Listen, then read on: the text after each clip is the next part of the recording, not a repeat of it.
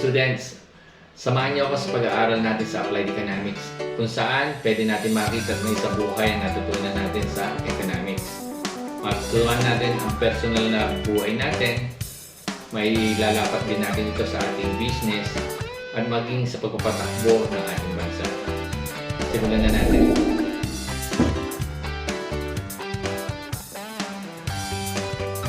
So our topic for today is about the basic economic problems in the Philippines. Applied economics to solve economic issues and problems. At the end of the lesson, you should be able to, number 1, identify the basic economic problems of the country. Number 2 is discuss the causes of economic problems. And number 3, explain how applied economics can be used to solve economic problems. Let us review what is applied economics. Ano ba yung applied economics? Number 2, what is the importance of applied economics in our real life situation? Ano ba yung kahalagan ng applied economics sa ating buhay?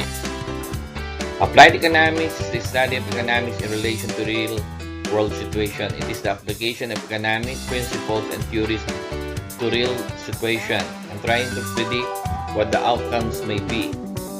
I will give you a simpler definition.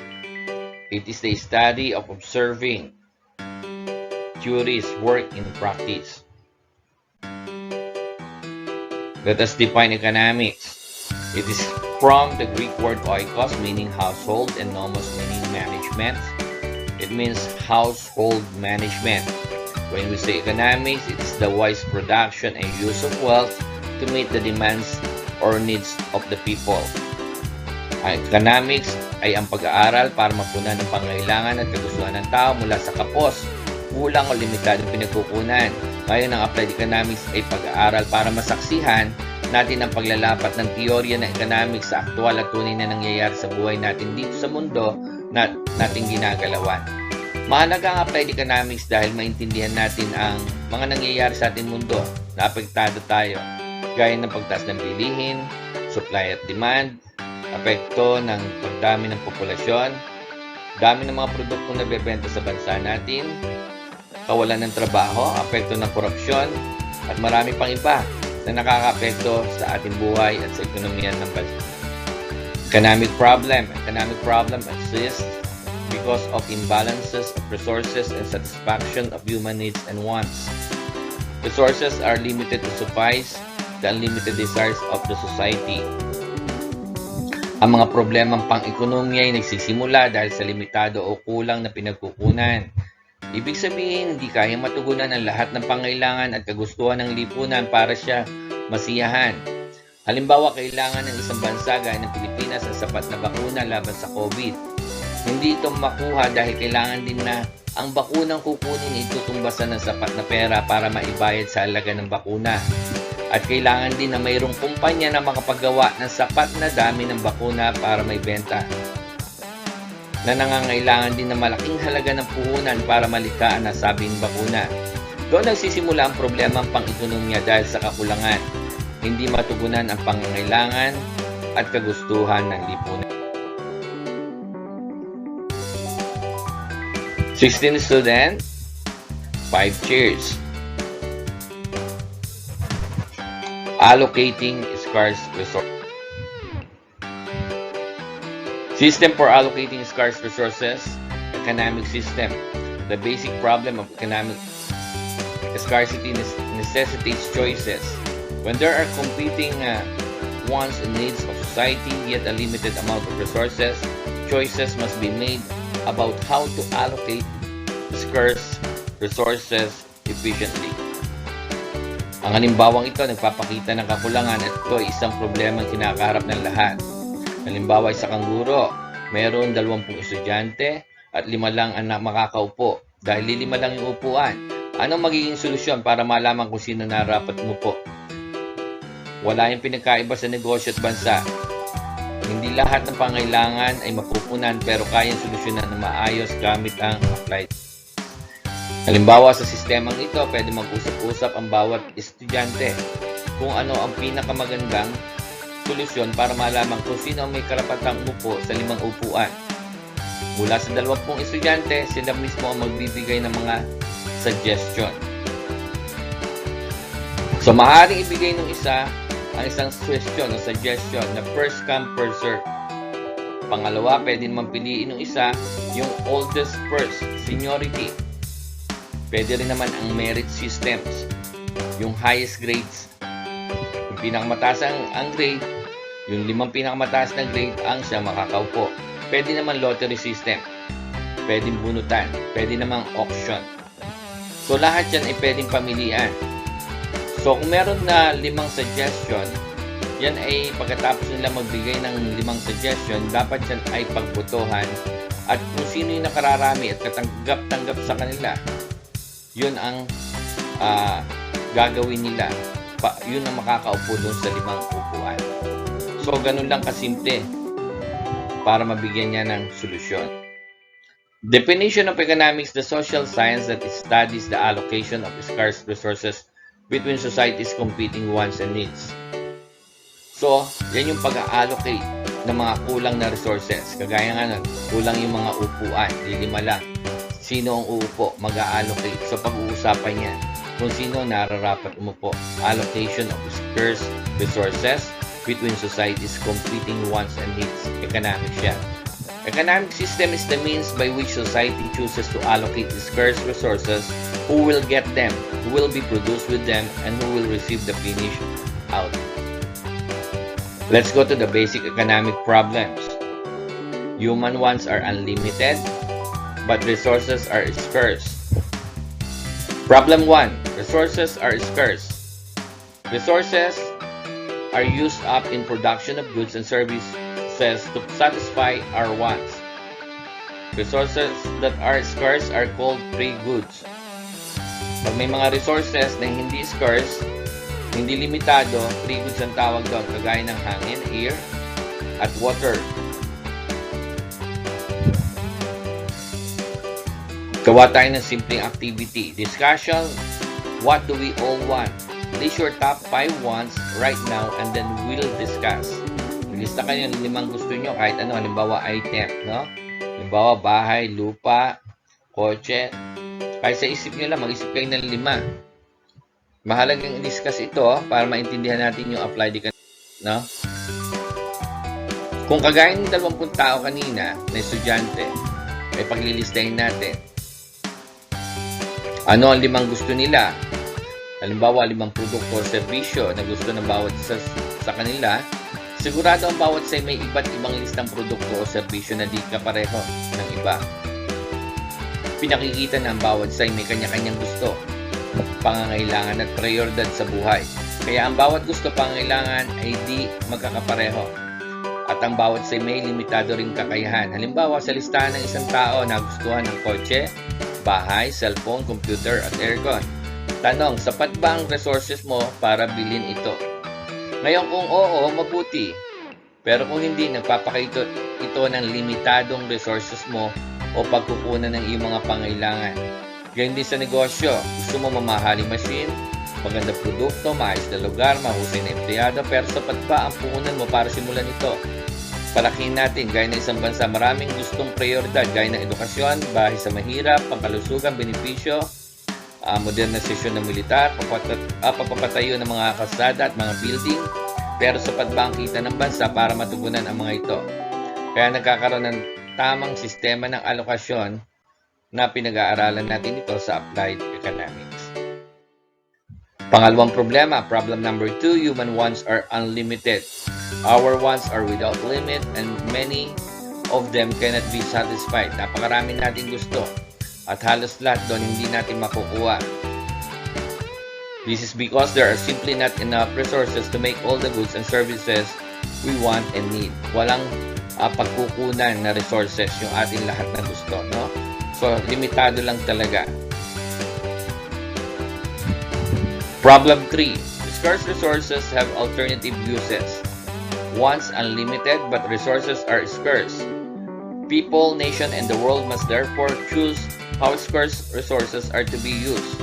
So, kailangan piliin ng mga tao ng lipunan ng bawat bansa kung paano gagamitin ang kulang na resources ng bawat isa. Bakit? Kasi yung kagustuhan natin, unlimited yan, kung anong gusto natin i-produce. pero yung kakayahan natin mag-produce nun ay kulang, hindi sapat. There is a limited amount of resources such as raw materials, machine, factories, and skilled workers. But there are a number of different ways in which they can be used. So, kulang yan, pero pwede natin gamitin sa iba't ibang paraan na maaaring masatisfy tayo. So, ang gagawin natin, pipiliin natin yung paraan na mas makabubuti. Resources allocation therefore involve deciding how best to use scarce resources to satisfy as many needs and wants as possible. Pwede mong gamitin yung resources mo kung alin yung mamamaximize mo yung income mo. Pwede yan. Ganun din sa bansa kung paano mas malaki yung kikitain ng bansa. Pwede rin yan. Choice. Similarly, people and governments only have limited amount of money but have many needs and want to satisfy. Ang gobyerno at ang tao, pareho lang, napakarami ng gusto.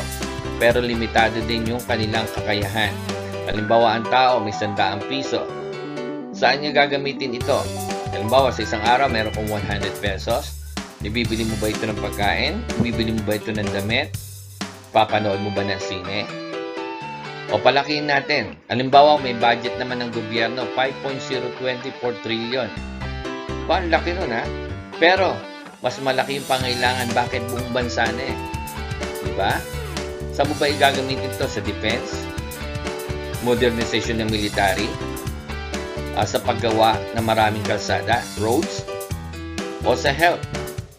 Dahil pandemic ngayon, bibili ng mga bakuna. So makikita natin, almost mauubos siya sa napakadaming paglalagyan. So dapat mag-decide tayo ano yung pinakamagandang paglagyan ng bawat pera o sentimong ginagamit natin. Trade-offs. You cannot have it all. Scarcity, remember? So you have to choose how to spend your money, time, and energy. This decision involved picking one thing over all the other possibilities. A trade-off. No? Kasi ang palit. Pamimili. Trade-off, the exchange of choosing between alternatives. It is a reality of life that getting one thing will mean giving up another thing. Ibig sabihin, kung gusto mo magkaroon ng house renovation, baka hindi ka makabili ng kotse, no? Ganun yan. Ibig sabihin, halimbawa, mayroon kang resources, may pera ka 200. Gusto mong ipaayos ang bahay mo na nagkakalaga ng 150,000 pesos, pero gusto mo rin kumuha ng kotse sa halagang 200,000 pesos. Hindi mo magagawa ang parehong gusto mong gawin dahil kakulangan ng pera. Kaya kailangan ka magdesisyon kung ano ang uunahin mong bilhin o gumawa ng ibang alternatibo. Opportunity cost. This is really important. When you choose to do one thing, its value, how much it is worth, is measured by the value of the next best choice. This can be in time, energy, or even money. If I buy a pizza, then I cannot afford the movies. What is the opportunity cost of buying pizza? Ang opportunity cost naman ay yung bagay na hindi mo pinili o second best choice mo. Gaya ng halimbawa, 200 na lang ang pera mo. Namimili ka sa kung ano sa dalawa ang gagastusin mo sa paborito mong pizza na matagal mo nang di natitikman o panonoorin mo ang halimbawa Squid Game sa sinehan na gusto mo panood sa big screen. Kung ang pinili mo ay pizza, ang bagay na di mo pinili sa dalawa, ang pinagpipilian, ang mapanood ang paborito mong palabas, ang halaga noon ang tinatawag na opportunity cost. Halagang nawala dahil hindi mo pinili. Yung hindi mo pinili, kung magkano yon, yun ang tinatawag nating opportunity cost. Problem 4. We must choose which one to satisfy. Halimbawa, ganito, no? Put yourself in this man's shoes. President natin, no? Meron tayong proposed budget for the next year na 5.024 trillion. So, ikaw ang magde-decide. Saan ko ba i-allocate ito? No? Pero, yung allocation nila, ito yung isa sa pinaka mataas na allocation na binigay nila, no? Education sector, nagbigay sila ng 773.6 billion. Department of Public Works and Highways, 686.1 billion. Department of the Interior and Local Government, 250.4 billion. Department of Health, 242 billion. Department of National Defense, 222 billion. Department of Social Welfare Development, 191.4 billion. Department of Transportation, 151.3 billion. Department of Agriculture and National Irrigation Administration, 103.5 billion. And Department of Labor and Employment, 44.9 billion. So makikita natin na yan ay binigay na napakataas na halaga sa iba't ibang department. Yung binanggit natin, those are the departments that receive the highest allocation. So kung kayo ang presidente, hindi ko alam kung sa inyo ilalagay o sa inyong department ilalagay ang may mga pinakamatataas na alokasyon. Pagkatapos, paano nyo ipoproduce at para kanino nyo ipoproduce. What to produce? Ano ba yung lilikhain nyo? Ano ba yung gagawin nyo? Diba? Kung sa bansa, ano ba yung ipoproduce natin out of the budget? Pwede tayo mag-produce ng napakaraming edukasyon o maglagay tayo ng malaking budget sa edukasyon. Pwede din tayo maglagay ng malaking budget para sa modernization ng ating militar. Tapos, pwede din sa infrastructure, pwede din sa Department of Health. So, pagdating sa personal, yan din yun. Ano ipoproduce nyo yung una? Kung meron kayong resources, nasa inyo yun. Pwede kayong mag-produce ng business, pwede mag-produce ng kotse, pwede kayong mag-produce ng bahay, anything, no? Na pwede nyo i-produce out of your resources. Pagdating naman sa tinatawag nating negosyo, anong ipoproduce nyo? Diba? Anong uunahin nyo? Magre-renovate ba kayo? Pwede rin. Magpuproduce kayo ng panibagong product? Mag-hire ba kayo ng employees? Lilipat ba kayo sa panibagong lugar o place? So, ano ang ipoproduce natin? Ano yung lilikhain natin bago? Ano yung gagawin natin? Yan yun. Naman nating non-durable good, a good that lasts for less than 3 years. So, pag sinabi natin good, those are tangible goods. Nahahawakan natin, nakikita natin, pero meron tayong tinatawag ding services na puproduce din natin yan. So, ang mga services, halimbawa, yung teacher nagbibigay ng services yan, lawyers are giving their services to, ganyan din ang doctors, policemen. Diba, no? Halimbawa, a car is a good kasi tangible yan, that's a product. But changing a tire is a service. Pag pinapalitan mo na yung gulong ng isang kotse, ang tawag doon ay service. Let's go to number 2, how to produce, no? When you say how to produce, halimbawa, paano mag-produce? Paano lumikha, no? Paano gumawa? So, ibig sabihin, kung mag-start ka, halimbawa, let's go to business. Mag-start ka ng isang business. Titingnan mo yung location mo. Even the economic condition of the country, no? Halimbawa, maraming unemployed na tao doon. Sa nation na yun, sa bansang yun, malaki ang unemployment. So, ibig sabihin, madali kang makaka-hire na empleyado. Bakit? Maraming walang trabaho. So, hindi problema ang labor doon. So, maaari din na mas mura ang labor doon. Kasi maraming nga na walang trabaho, maraming tatanggap na mas mababang sweldo. So, tinitingnan natin yung how to produce. No? Paano tayo nagpo-produce? Kasi nakakapag-produce tayo na much cheaper expenses. Mas maliit ang expenses natin, mas namamaximize natin yung kita natin. Ganon din pagdating sa bansa, no?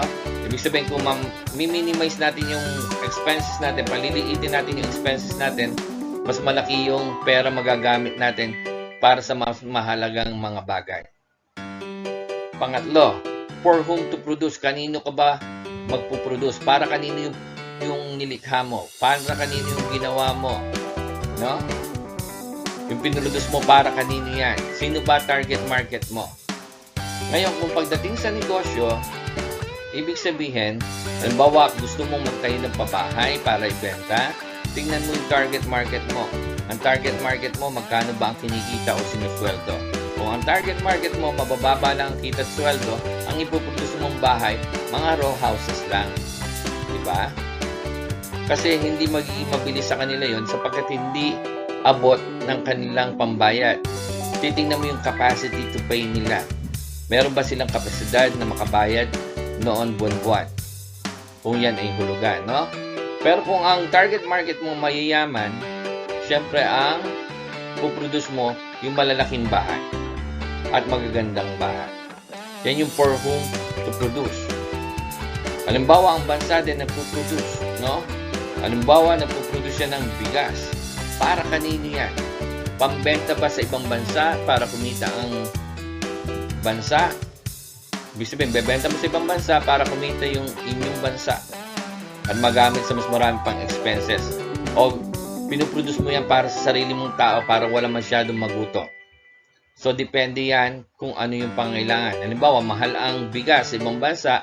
So, nag-decide ang Pilipinas, halimbawa, na mag-produce ng sarili niyang bigas.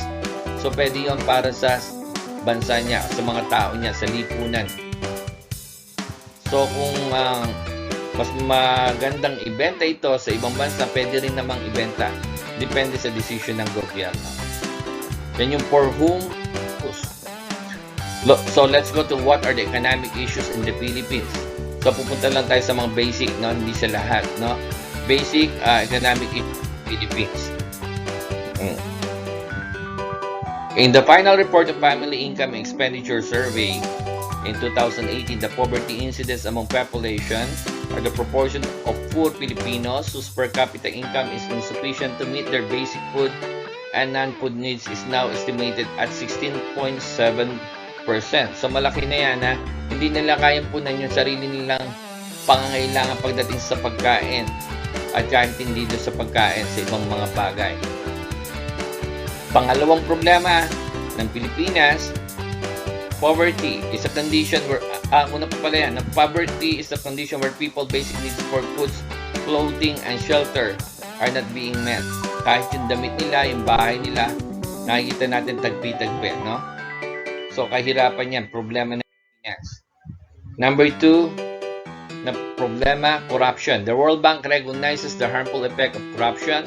Public sector corruption is defined as the abuse of public power for private benefits. Corruption refers to preferential access to public goods and services, gratuitous ensuring of public procurement and contracts, illegal hiring in the public sector, bribery and drafting, abuse of official information, inconsistent application of rules, etc. So, ibig sabihin, alam nyo na ito yung mga paggamit ng mga pera ito ng bayan, sa public funds na ginagamit ng mga politiko, ng mga government officials. Alam natin masama ito. So, patuloy ito ay problema ng bansa at hindi lang problema, napakalaking problema ng bansa. Siguro hindi ko na kailangan ipaliwanag ito sapagkat ito ay nasa saksihan natin, no? At alam nating nag-i-exist kahit doon sa pinakamataas at pinakamababang posisyon. Dapat itong mawala. Education.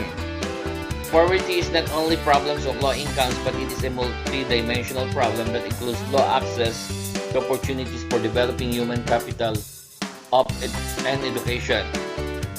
2/3 of poor households are headed by people with only an elementary school education or below. Access to quality education is identified as key pathway out of poverty. Napakaraming hindi nakapag-aral at yung iba ay elementarya lang, mas mababa pa sa elementarya ang natapos. At ito ay isa sa problema ng Pilipinas at makikita natin kung masusolusyonan ito na sila ay makapag-aaral, madadagdagan yung kanilang kaalaman, mas makakaalis sa kahirapan ang bawat tao dahil sa mga kaalaman. Kaya makikita natin napakalaki ng binigay o pinakamataas na pondo ang binigay ng gobyerno ngayon para sa proposed budget ng 2022. Dahil ito ay napakahalagang solusyon. Number 4, unemployment. Refers to portion of the labor force who is willing to engage in productive activities yet fail to do so. Gusto magtrabaho pero walang matrabaho. Still, walang trabaho. Unemployment is still a main problem of the Philippine economy despite improvement reported by the National Statistics Office. Unemployment rate in the country decreased to 6.4% in the second quarter of 2015 from 7% the previous year. Philippine unemployment rate dropped to 10% in July 2020 from the previously reported number of 17.60% in April 2020, higher than the 5.1% in April 2019. The data reached an all-time high at 17.60% in April 2020 and a record low of 4.5% in October 2019. So makikita natin yung unemployment ay napakalaking portion at napakahirap na problema ito sapagkat ang tao, kung maraming unemployed, lahat siyang kumakain tapos walang kinikita. So major causes of unemployment: frictional unemployment, structural unemployment, cyclical unemployment, seasonal unemployment. Frictional unemployment, it is transitional unemployment due to people moving between jobs because of the many factors. Frictional unemployment can be both voluntarily leaving from their jobs and new entrants in the labor market. Yan yung paglipat sa isang trabaho, sa lumang trabaho, papunta sa panibagong trabaho. Kaya nagkakaroon ng unemployment, na frictional ang tawag. Structural unemployment, this happens when there is a long-term decline in demand in an industry leading to fewer jobs as demand for labor falls away. This type of unemployment exists because though jobs are available, there's a mismatch between what companies need and what available workers offer. Bakit nagkakaroon ng structural unemployment? Kasi yung kakayahan ng isang nagtatrabaho, empleyado, ay hindi tama o akma dun sa trabahong hinahanap ng kumpanya. Ang tawag dyan ay structural unemployment. Merong mismatch, no? Between the company's need and what available workers are likely to reduce employments to cut costs and or maintain profit. This is called labor shedding or downsizing. Ibig sabihin, nagbabawas ng empleyado kasi minsan ang isang company ay nagko-cost cut, no? Cost cutting. Nagtitipid sila at gusto nila magkaroon ng mas malaking kita. So, cyclical unemployment. Seasonal unemployment. The concept of seasonal unemployment describes a situation when workers experience unemployment at certain times of the year when the demand has decreased.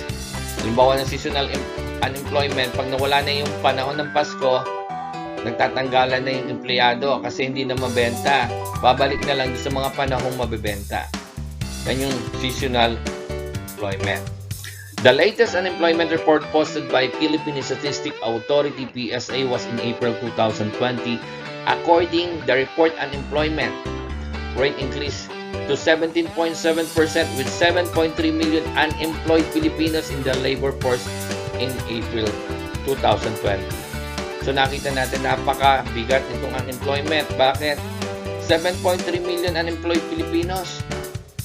At lahat ng Pilipino yan, 7.3 million, ay kumakain araw-araw, may pangailangan sa pagkain pero walang kinikita. May pangailangan sa pananamit pero walang kinikita.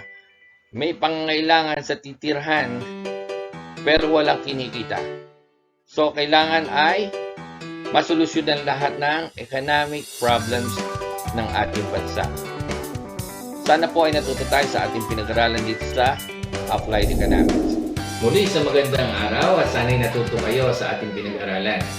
At sana ay may sa buhay natin ang ating napag-aralan kung paano natin re-resolvehin ang ating problema sa buhay, ang problema sa lipunan, ang problema sa negosyo at maging sa bansa. Huwag niyo pong kalimutan na mag-like, i-share at mag-subscribe dito sa ating channel. Maraming salamat.